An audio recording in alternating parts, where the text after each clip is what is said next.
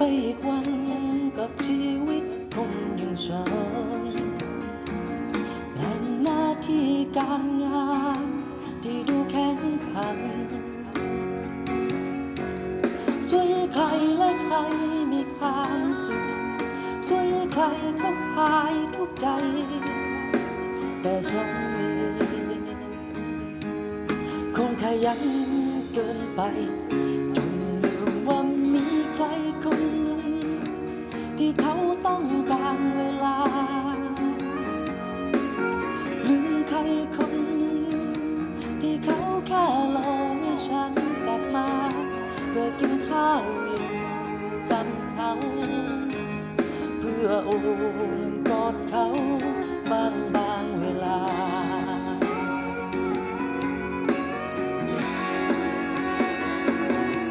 ขอโทษที่วันนี้ฉันเพิ่งมีเวลาแต่มันไม่มีค่าใดเมื่อไม่มีเธอขอโทษที่วันนี้ฉันเพิ่งค้นเจอว่าเธอคือคนที่ฉันควรดูแลที่สุด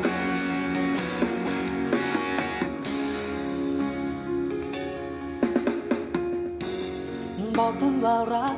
ออกไปเสียดังสุดเสียงกลับได้คืนมาเพียงแต่ความเงียบงันฟ้ากลางคืนที่มาไหลดาว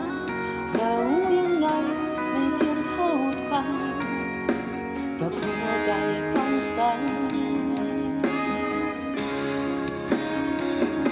ที่มันต้องการเ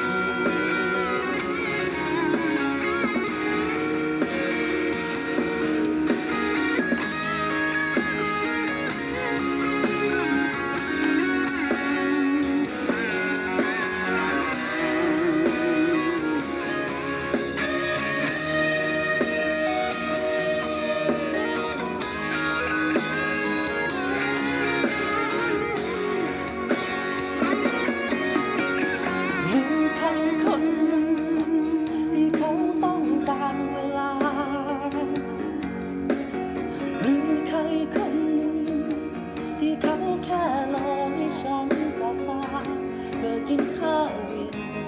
กับเขาเพื่อโอบกอดเขาบางเวลา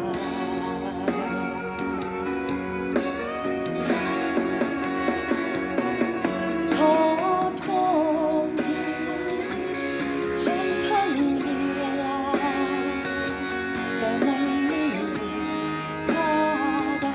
เมื่อไม่มีเธอ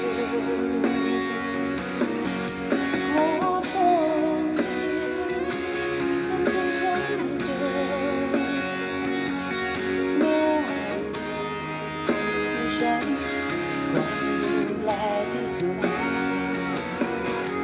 หัวใจเธอ